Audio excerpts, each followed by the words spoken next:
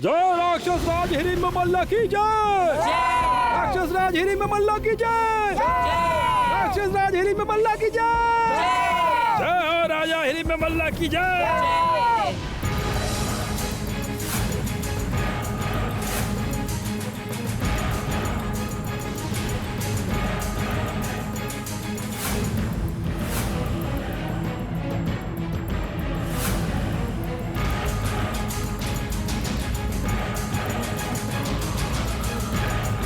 आपकी विजय के लिए, सहायता के लिए ये उपहार स्वीकार कीजिए। राक्षस राज, आपकी मदद के लिए हम हमेशा हमेशा हाजिर रहेंगे। संपूर्ण राक्षस कुल हमारे साथ है, ये जानकर हम खुश हुए।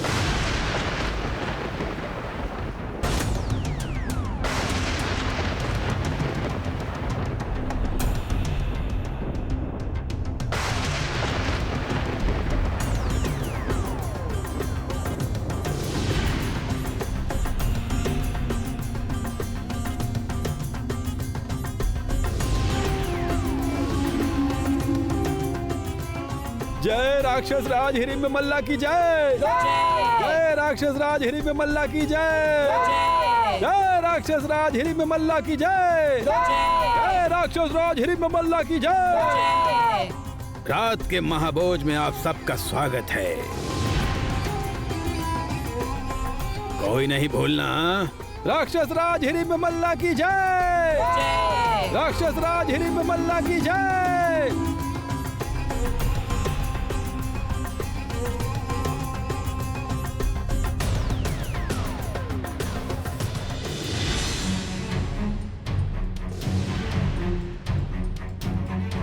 सेनापति जी, चुप जाइए।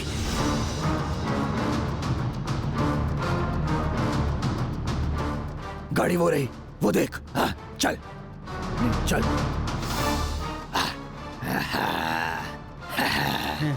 चल ले जाते हैं, चल।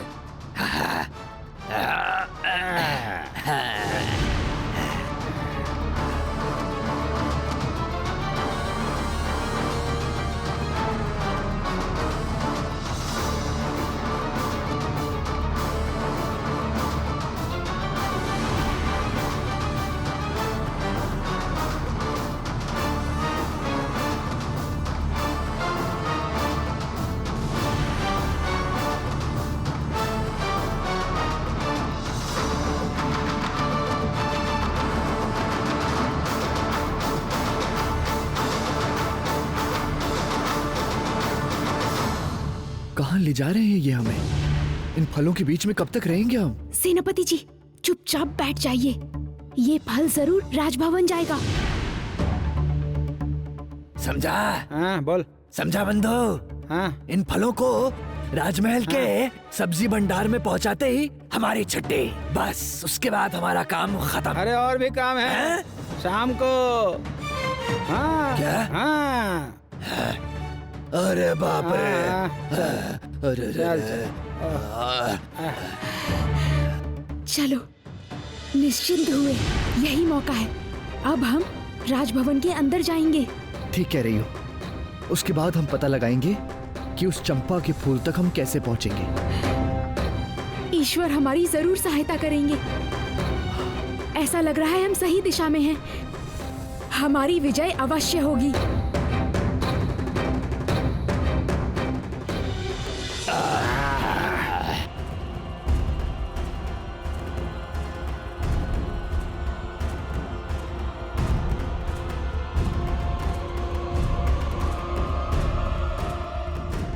कब से हम चले ही जा रहे हैं, चले ही जा रहे हैं। राजमहल कितनी दूर है क्या पता। यहाँ पर सब कुछ बहुत ही विशाल है न सेनापति जी।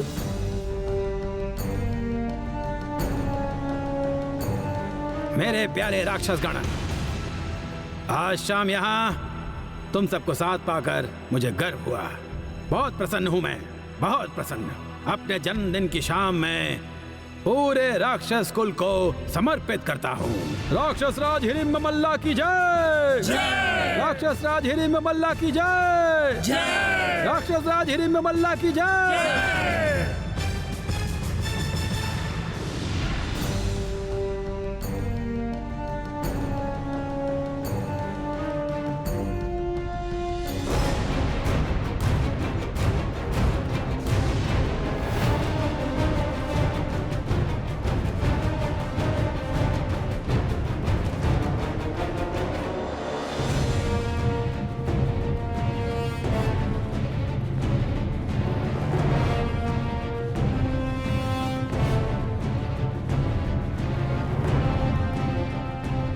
सेनापति जी, अब हमें इस कक्ष से निकलना पड़ेगा।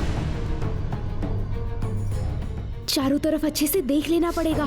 मैं भी वही सोच रहा था।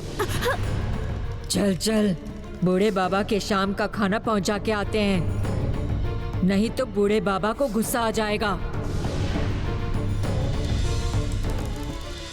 हमारी जीत अवश्य होगी, कोई नहीं रोक पाएगा हमें। आओ, आ जाओ, सब मिलके भविष्य के उस विजय का उत्सव मनाते हैं।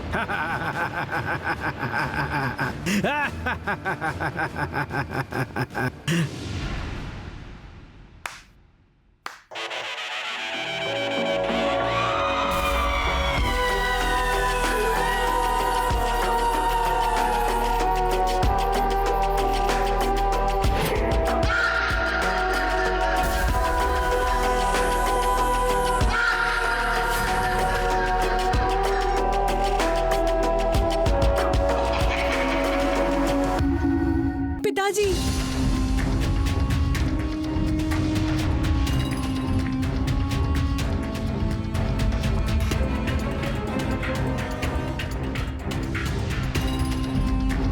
राजकन्या मणिमल्लिका। पिताजी, एक काम करते हैं, एक थाली में कुछ फल दे आते हैं बूढ़े बाबा को।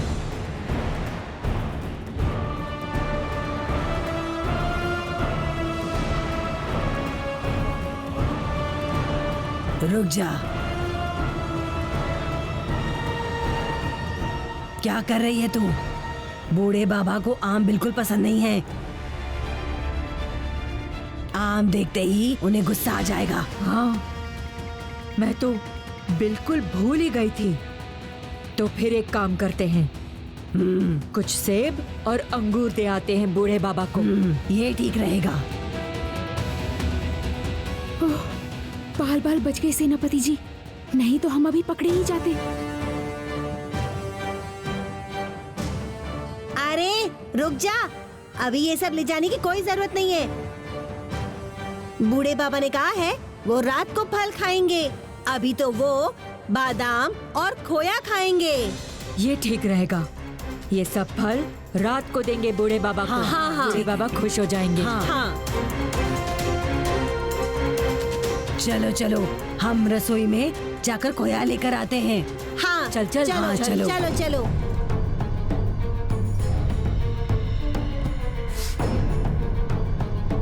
यहाँ और ज्यादा रुकना ठीक नहीं होगा पारुल। चलो हम कहीं और जाके छिपते हैं।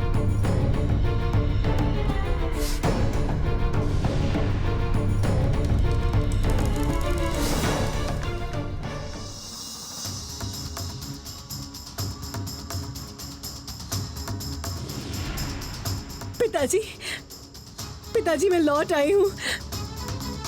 क्या आप आज भी अपनी इस अभागन बेटी को माफ नहीं करेंगे?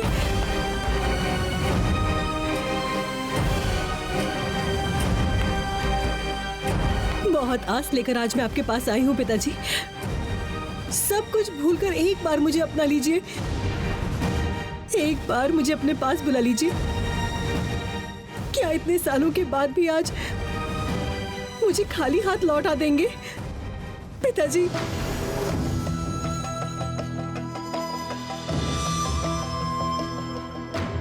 मणिमल्लिका, मैं जानता हूं मणिमल्लिका कि तू बहुत बदल गई है।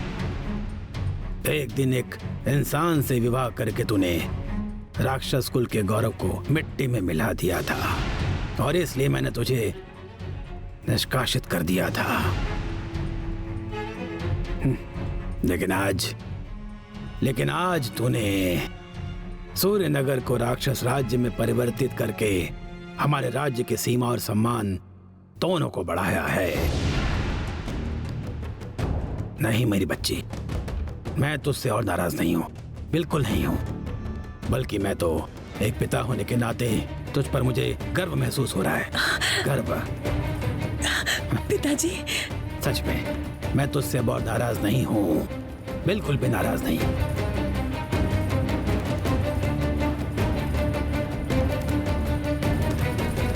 मेरा काम पूरा हुआ, जैसा मैंने चाहा वैसा ही हुआ। पिताजी ने मुझे अपना लिया। राक्षस राज्य में उस चंपा के फूल को बंदी बना के रखने के लिए और पारुल को ढूंढने में पिताजी मेरी पूरी सहायता करेंगे, पूरी तरह से। जो सब पुराने राक्षसगण यहाँ पे हैं, आप सब मेरी कन्या को पहचानते ही हैं, लेकिन जो नए हैं, जिन्होंने कभी मेरी कन्या को देखा नहीं, वो सब अच्छे से देख लीजिए। ये है मेरी बेटी, मेरी इकलौती बेटी मणिमल्लिका। ये मुझे अपने प्राणों से भी अधिक प्रिय है। इंसानों के राज्य में राक्षस राज्य की प्रतिष्ठा की है मेरी बेटी ने। सभी राक्षस ध्यान से सुन लीजिए, इस राक्षस राज्य की असली उत्तराधिकारी है मेरी ये बेटी मणिमल्लिका। मेरी बेटी ही बनेगी भविष्य में इस राज्य की प्रमुख उत्तराधिकारी। ये क्या बोल रहे हैं पिताजी? इतने दिन बाद अपने राज्य में वापस आकर मुझे इतनी सफलता मिलेगी सोचा नहीं था। ये तो बिन बादल बरसात है। अच्छा हुआ। पिताजी की इस घोषणा के बाद सारा राक्षस कुल मुझे पारुल को ढूंढने में मदद करेगा। लेकिन दासिया, बूढ़े बाबा किसी कह रही थी, जरूर इस राजमहल में कोई बुजुर्ग होंगे। मुझे भी ऐसा ही लगता है, और उन्हें लेकर इस महल के दास और दासी लगता है हर वक्त बहुत व्यस्त रहते हैं। क्या ये बूढ़े बाबा राक्षस राज हिडिंबमल्ला के पिता हैं? गेहूं पीसने वाली डायन ने शायद इन्हीं के बारे में बताया था। गेहूं पीसने वाली डायन? कौन गेहूं पीसने वाली डायन? बड़ी बूढ़ी माँ, अपने आप बजने वाला बाजा लाने को, जो मुझे बड़ी चील के पास लेके गई थी। लेकिन अगर तू राक्षसों के राज्य में पहुंच पाती है तो मेरे पिताजी से जरूर मिलना। मेरे पिताजी को राक्षस राज्य के बारे में सब मालूम है, सब कुछ। अगर तू उनसे मिलेगी तो तेरा फायदा ही होगा। गेहूं पीसने वाली डायन और 3 केली डायन उस बूढ़े बाबा की 2 बेटियां हैं। राक्षस राज की 2 बहनें होंगी। राक्षस राज ने उन दोनों को देश से निकाल दिया है। गेहूं पीसने वाली डायन ने मुझे कहा था, राक्षस राज्य जाते ही उनके पिताजी से मैं जरूर मिलूं, उन्हें बहुत अच्छा लगेगा। तो फिर तो हमें जल्दी से उन बूढ़े बाबा के पास जाना चाहिए। और यहाँ से बूढ़े बाबा तक पहुँचने का सही रास्ता है, इस आम की टोकरी से निकलकर उस सेब या अंगूर की टोकरी में जाके छिप जाते हैं। बूढ़े बाबा रात को फल खाते हैं, तो ये टोकरी तो उन तक जाएगी। लेकिन फल लेते वक्त दासियों ने अगर हमें देख लिया या हम पकड़े गए तो फिर हमारा क्या होगा? तब की तब देखी जाएगी। अगर हम इतना सोचते और इतना डरते तो क्या हम इतनी दूर आ पाते? चलो पारुल, और समय ना नष्ट करके हम सेब की टोकरी में छिप जाते हैं। ठीक है, चलो।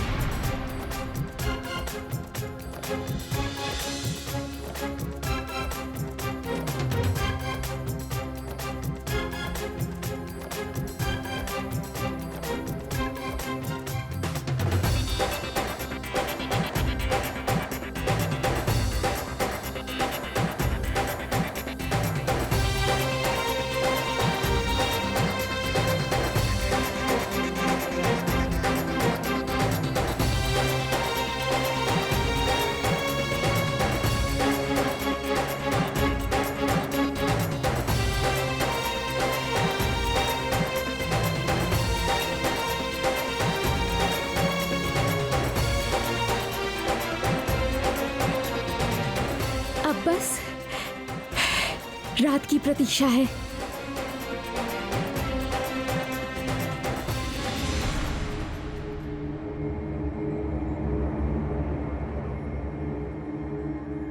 बोल मेरी बच्ची, अब तो खुश है ना? मैं बहुत खुश हूँ पिताजी, बहुत ज्यादा खुश हूँ मैं।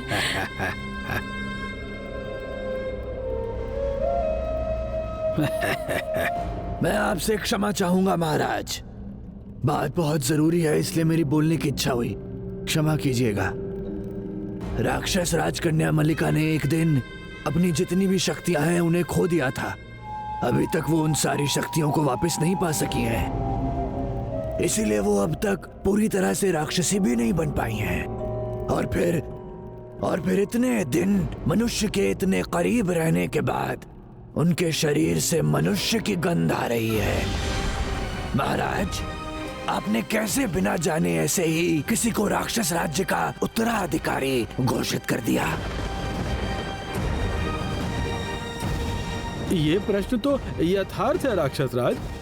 आपकी बेटी राजकुमारी है, लेकिन क्या संपूर्ण राक्षस कुल इतनी आसानी से उन्हें अपनी रानी के रूप में स्वीकार कर लेगा क्या? मुझे तो लगता है कि इस वजह से चारों तरफ विद्रोह भी हो सकता है महाराज। हाँ, बहुत जल्द मेरी बेटी मणिमल्लिका संपूर्ण राक्षसी बन जाएगी और तब मेरी बेटी को रानी के रूप में स्वीकार करने में राक्षस कुल में किसी को भी आपत्ति नहीं होगी। राक्षस राज, मणिमल्लिका अगर एक बार पूरी राक्षसी बन जाए तब तो फिर हमें इस पे कोई भी आपत्ति नहीं होगी। मैं उसी दिन की प्रतीक्षा में रहूंगा। तुम सब महाभोज का आनंद उठाओ। मैं बहुत थक गया हूँ, अब मुझे विश्राम चाहिए।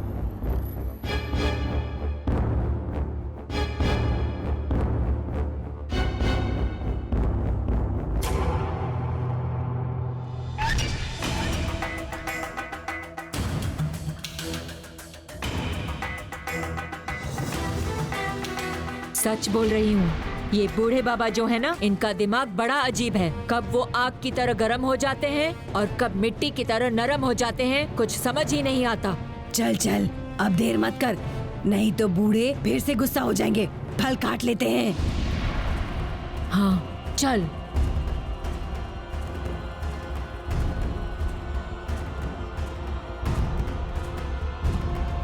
अब बचने का कोई रास्ता नहीं है, अब हम पकड़े जाएंगे। दिल छोटा मत कर मणिमल्लिका, इन सब की बातों पर ध्यान मत दे। हम सब हमेशा तेरे साथ हैं। अभी जो राक्षस मेरी बात कर रहा है, उनको मैं नहीं छोड़ूंगी। पारुल की बलि चढ़ा के मैं जल्दी अपनी पूरी शक्ति वापस पा लूंगी। तब मैं इन सबको सबक सिखाऊंगी।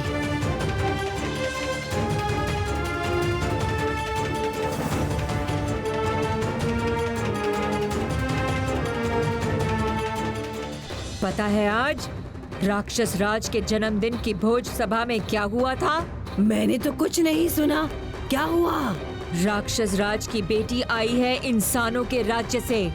उनका नाम मुझे याद हाँ याद आया, मणिमल्लिका। राजकुमारी मणिमल्लिका। लेकिन राजकुमारी है तो क्या हुआ? सुना है उनके शरीर से इंसान की गंध आ रही है। अच्छा, वही तो मैं बोल रही हूँ। रानी मणिमल्लिका इस राक्षस राज्य में। सर्वनाश।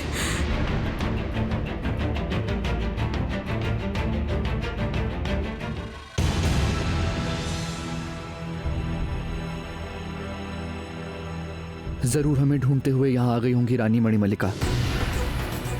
तुम्हें याद है जब हम नागराज्य पहुंचे थे तो हमारे पीछे पीछे रानी मणिमल्लिका भी वहां पहुंच गई थी। वो हमारा पीछा नहीं छोड़ेंगी। लेकिन रानी का प्रभाव नाग राज्य से कहीं ज्यादा राक्षस राज्य में होगा सेनापति जी, क्योंकि ये उनके पिता का राज्य है। इस राज्य को वो जानती हैं, इस राज्य के रग रग से वो अच्छे से वाकिफ हैं। अब तो हमारा काम और भी कठिन हो गया है सेनापति जी। उनके शरीर से इंसान की गंध, ये कैसे मुमकिन है? अरे वही तो हुआ है। उस इंसान की गंध ने ही तो सभी लोगों को परेशानी में डाल दिया। वैसे राक्षस राज अपनी बेटी को कितना भी प्यार क्यों न करते हो, राक्षस समाज ने उसे अभी तक अपनाया नहीं। ये सब राजाओं का खेल है, ये सब हमारी समझ के बाहर है। सुना है एक इंसान से प्रेम विवाह करने की वजह से राक्षस राजा ने अपनी कन्या को निर्वासित कर दिया था। ने सही सुना। और फिर इंसानों के साथ रहते रहते ही तो राक्षस राजकन्या इंसान जैसी बन गई है। छी छी छी छी छी, कितनी बेइज्जती। देखना, शायद कभी मैं ही अपने आप पर काबू ना रख पाऊं और उसे झट से निगल जाऊं।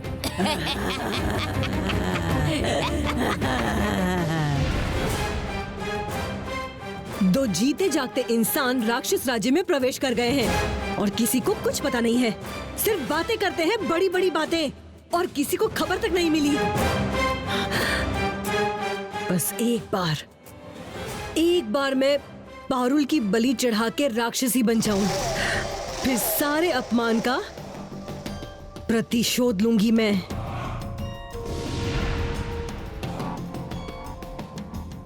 मणि,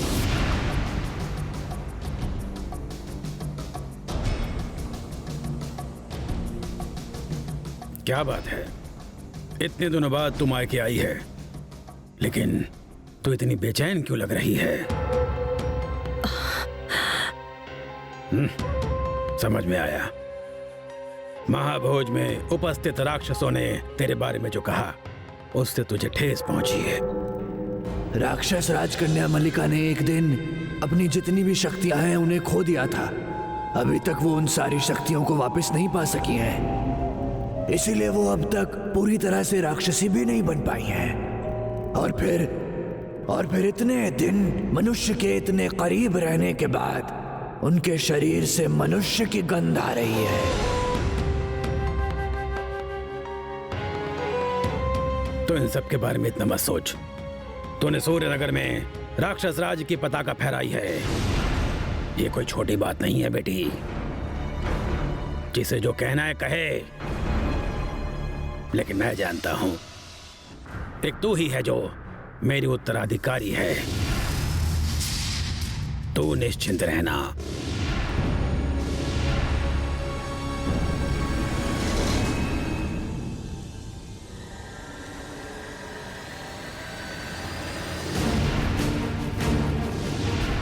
मेरे पास आजा।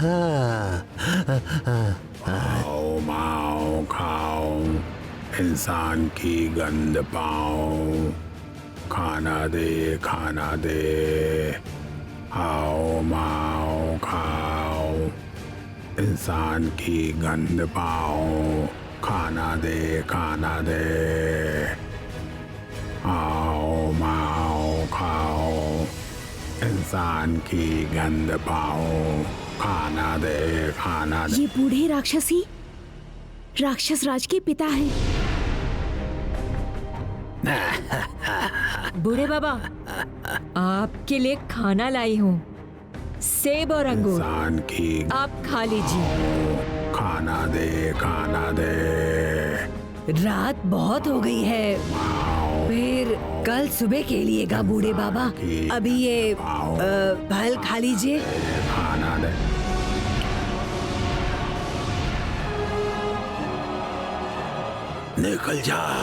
निकल जा यहाँ से, बेवकूफ कहेंगे। तुम लोगों के पास और कोई काम नहीं है। हिम्मत कैसे हुई तुम्हारी मेरे खेल के समय मुझे परेशान करने की? अभी के अभी दूर हो जाओ, मेरी आंखों के सामने से चले जाओ, नहीं तो मैं अनर्थ कर दूंगा मैं।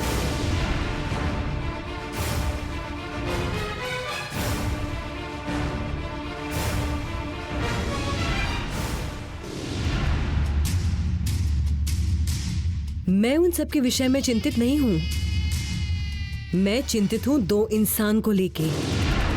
वो दोनों इंसान मुझे बहुत परेशान कर रहे हैं। तो राक्षसी होके भी इंसानों को लेके परेशान है। कौन है वो दोनों? क्या है दोनों का परिचय, जिनकी वजह से मेरी बेटी परेशान हो रही है?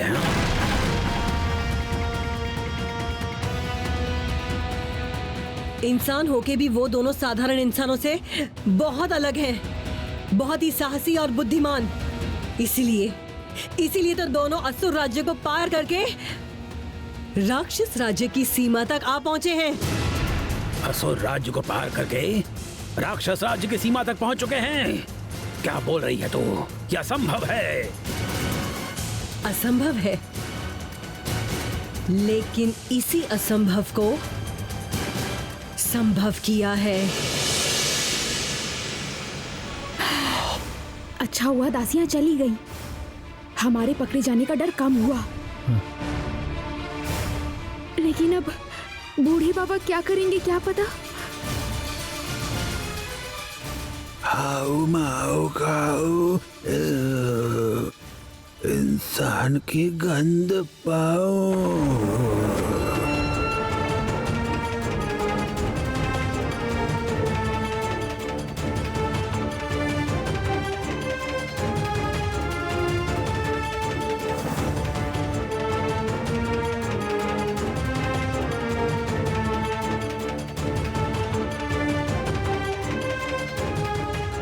इंसान की गंध मिल रही है मुझे। कहाँ से आ रही है?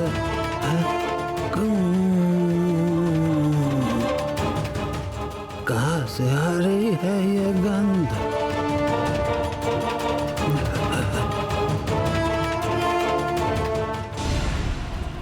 जिन इंसानों को हम एक ही बार में निगल जाते हैं, उस इंसान ने पर्वत राक्षस को पराजित कर दिया है। इसीलिए मैं इतनी चिंतित हूँ पिताजी। वो पारुल और राघव सारी समस्या की जड़ हैं ये दोनों। ये पारुल बहुत ही साहसी और बुद्धिमानी है। पारुल को ढूंढ के निकालना ही पड़ेगा पिताजी, जैसे भी हो। और मुझे विश्वास है वो चंपा के फूल जरूर ढूंढने आएगी। तो चिंता मत कर, बिल्कुल चिंता मत कर। वो दोनों कभी भी उस चंपा के फूल के पास जीवित नहीं पहुंच पाएंगे। लेकिन मुझे पारुल जीवित चाहिए पिताजी, संपूर्ण रूप से जीवित। तो बिल्कुल चिंता मत कर, दोनों का बंदोबस्त मैं करता हूं। कल सुबह होते ही सूर्य ग्रहण शुरू हो जाएगा, तो कल के दिन यहाँ पर रुक के सूर्यनगर में वापस लौट जा। वहां तूने अभी अभी सिंहासन संभाला है। राजकार्य छोड़ के ज्यादा दिन राज्य के बाहर रहना ठीक नहीं। कल सूर्य ग्रहण है?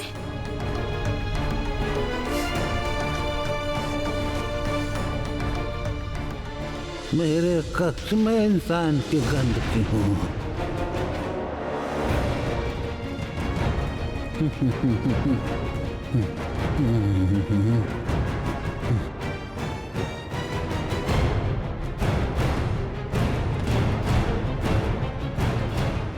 इसके अलावा और कोई उपाय नहीं है। हमें जो भी करना है पकड़ी जाने के पहले करना है। लेकिन इसमें तो बहुत खतरा है पारुल। उस वक्त और कोई उपाय सोचेंगे। कभी ना कभी हमें बूढ़े बाबा का सामना तो करना ही पड़ेगा ना। उनसे बात करने के लिए ही तो हम इस कक्ष में आए हैं।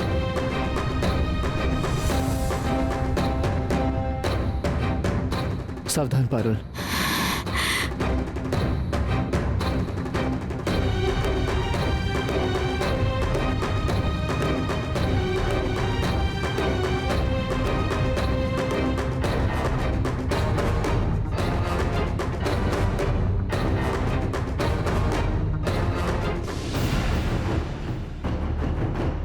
सही कहा, कल तो सूर्य ग्रहण है। चिंता में इतना खो गई कि ये बात मेरे दिमाग से निकल गई। कल मुझे और भी सावधान रहना होगा। क्यों? कल क्या होगा? मेरा मन कह रहा है कि कल ही पारुल और वो राघव कुछ ना कुछ जरूर करेंगे। वो चंपा के फूल को तोड़ ले जाने की कोशिश करेंगे। असंभव मणिमल्लिका। अगर वो चंपा के फूल के पास जाना चाहें, तो एक भूल भुलैया पार करके जाना होगा। वो दोनों इंसान कितने भी बुद्धिमान क्यों न हो, उस भूल भुलैया को पार करना असंभव है, बिल्कुल ही असंभव है। जानती हूँ पिताजी, पर फिर भी कल मुझे बहुत ही सावधान रहना होगा,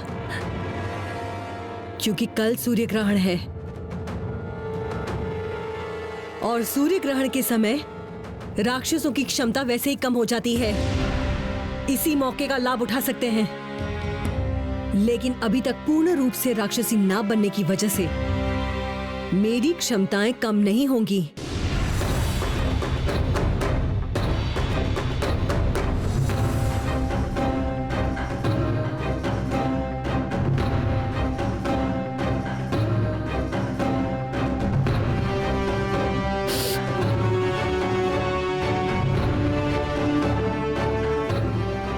जादुई ताबीज का जादुई खेला, हटके है ये निर्जन बेला।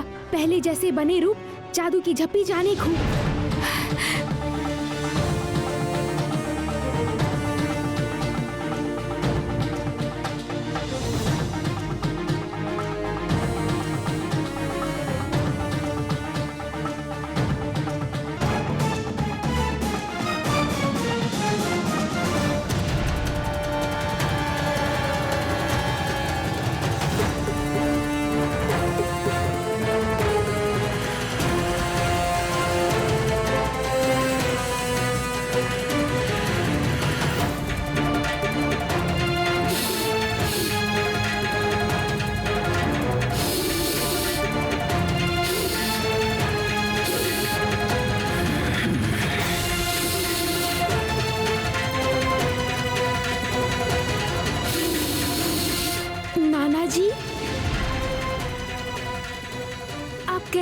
नाना जी।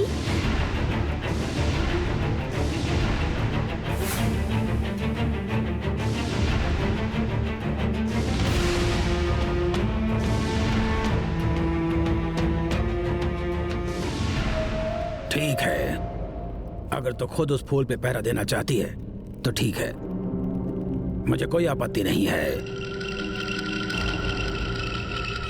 उस भूल भुलैया के मुख्य द्वार पे पहरे पे रहूंगी मैं भी देखना चाहती हूँ कि वो दोनों कैसे उस भूल भुलैया में प्रवेश करते हैं। सूर्य ग्रहण समाप्त होने से पहले मैं वहां से नहीं हटूंगी, एक पल के लिए भी नहीं।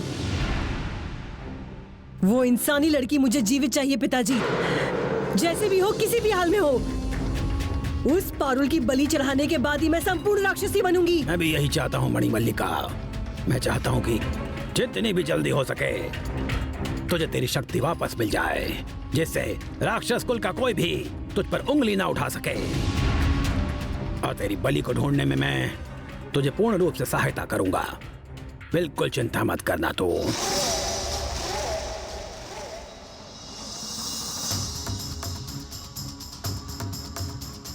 आप मेरे साथ हैं पिताजी, अब मुझे और कोई चिंता करने की जरूरत नहीं। पारुल, अब तू नहीं बचेगी। पकड़ में तो तुझे आना ही पड़ेगा पारुल, तू जरूर पकड़ी जाएगी।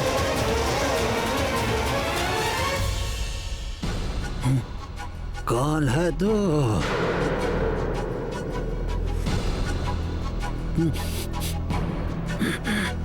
तो इंसान है क्या है?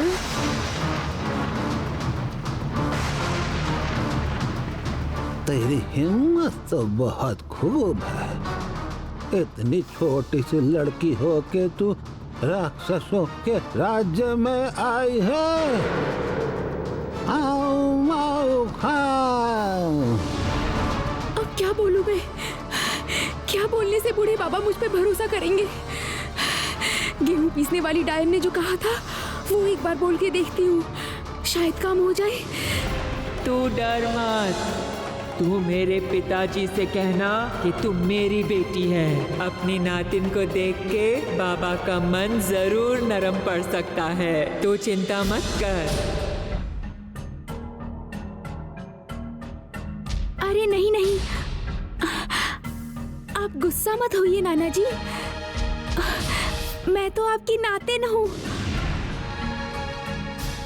नातिन? तू कैसे मेरी नातिन हो सकती है? मैंने तो तुझे यहाँ पहले कभी नहीं देखा। हाँ हाँ, देखते कैसे? मैं तो यहाँ थी ही नहीं, मैं तो बस अभी अभी आई आपसे मिलने के लिए। आपकी बड़ी बेटी जो अब गेहूं पीसती है, मैं उनकी बेटी हूँ। आपकी छोटी बेटी जो अब 3 केली डायन है, वो मेरी मौसी है।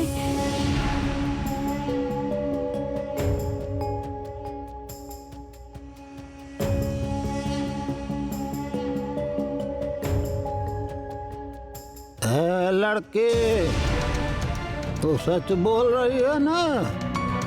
तू मेरी नातिन ही है ना? हाँ?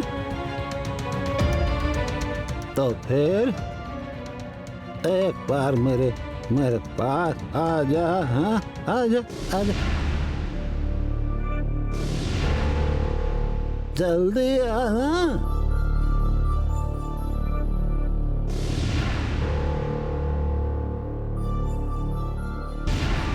पारुल, पारुल सावधान, उसके पास मत जाना, पास गई तो मुसीबत हो जाएगी।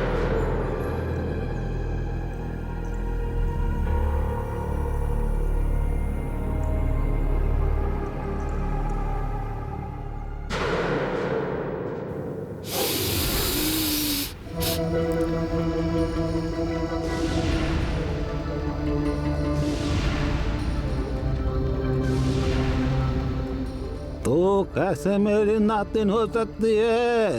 हाँ? मुझे तुझ पे शक हो रहा है। इंसान जैसी गंध में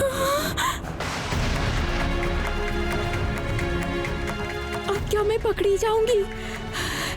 बूढ़े बाबा को सब समझ में आ गया क्या? अगर ये बूढ़े बाबा अभी पहरेदार को बुला के मुझे पकड़वा दे तो फिर रानी मणिमल्लिका को भी मेरे बारे में सब पता चल जाएगा और फिर मैं अपने भाई को कैसे बचाऊंगी?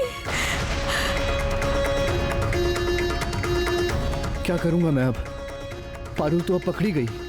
काश मैं अपने आप को बड़ा करके उसे बचा पाता। लड़के, तुमने बताया नहीं कि अगर तू मेरी नातिन है तो तेरे शरीर से इंसान की गंध कैसे आ रही है? बता, झूठ बोल रहे ना?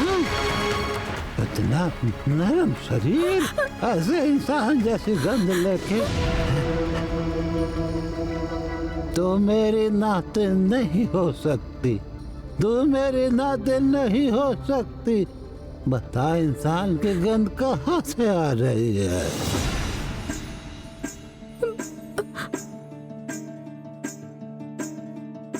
इंसान जैसी गंध तो मिलेगी ना नाना जी। मैं तो इतने दिन इंसानों के राज्य में ही रही, हर समय उनके साथ रहती थी, खेलती कूदती थी, इसलिए आपको मेरे शरीर से उनकी बू आ रही है।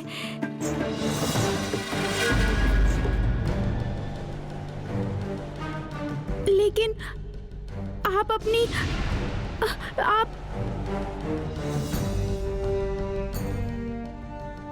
अपनी नातिन को ही पहचान नहीं पा रहे हैं।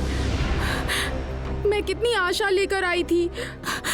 आप मुझे देख के ऐसे संदेह करेंगे, मैंने सपने में भी नहीं सोचा था। मेरी माँ ने मुझे कहा था, नाना जी तुझसे मिलेंगे तो देखना वो कितने आनंदित होंगे, कितने खुश होंगे। लेकिन नहीं, सब झूठ है। आप तो मेरे पे विश्वास ही नहीं कर रहे हैं।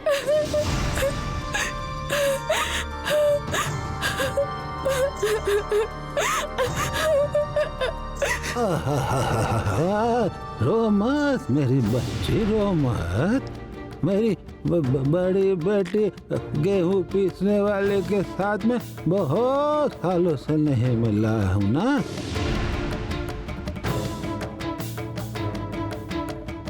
उसकी एक बेटी भी है, ये बात तो मुझे ही नहीं पता थी ना। ऊपर से तेरा ऐसा इंसान जैसा शरीर और गंध भी है। अचानक से बिना किसी सबूत के मैं तुझे कैसे अपनी नातिन मान लूं? बता तू।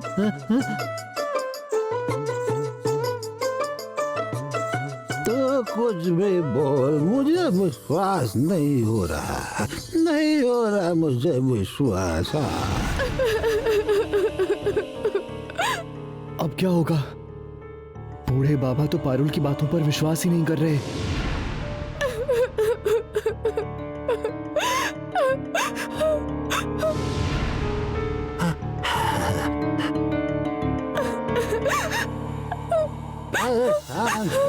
मेरी बच्ची को ना बंद करो ना। मेरा हाथ पकड़ कर मेरे साथ छत पे चल, देखते हैं तू सच में मेरी नातिन है कि नहीं है?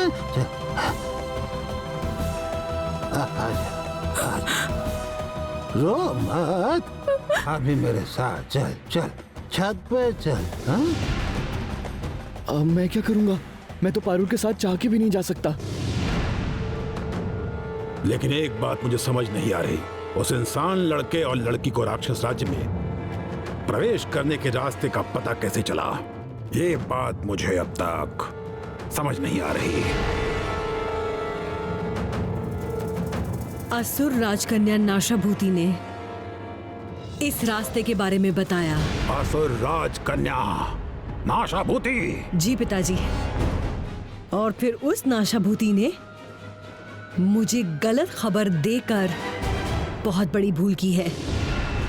मैं चाहती हूँ कि असुर राज और नाशाभूति को कड़ी से कड़ी सजा मिले। अगर तेरी बात सच निकली तो वो दोनों जरूर सजा के हकदार हैं। जटाभीषण को दास बनाकर असुर राज को लग रहा है कि उसने इस धरती को मुट्ठी में कर लिया है।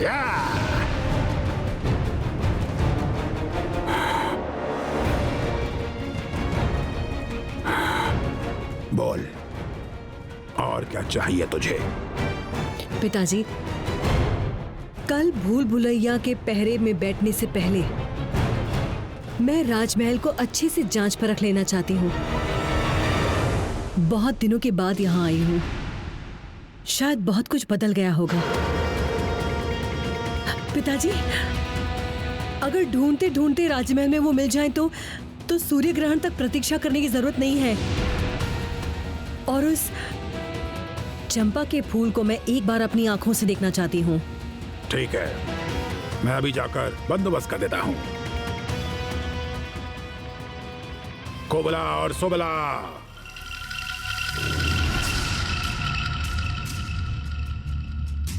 आदेश कीजिए महाराज। इन दोनों को पहचान रही है? ये दोनों तेरे बचपन के साथी हैं, कोबला और सुबला। ये दोनों हर वक्त तेरे साथ ही रहेंगे, तुझे राजमहल की सैर कराएंगे।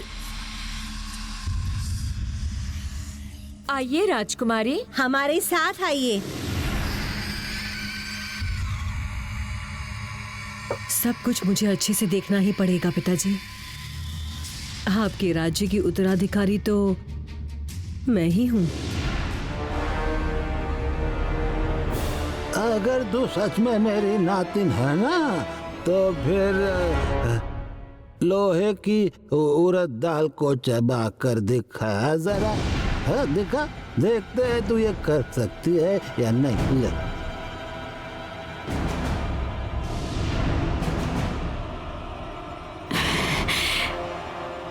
लोहे की दाल चबानी पड़ेगी? ये कौन सी बड़ी बात है नाना जी? अब मैं क्या करूं? लोहे की उड़द दाल चबा के कैसे खाऊं? अब तो मैं जरूर पकड़ी जाऊंगी। अगर ये लोहे की दाल में चबाने लगी तो मेरे एक भी दांत नहीं बचेंगे।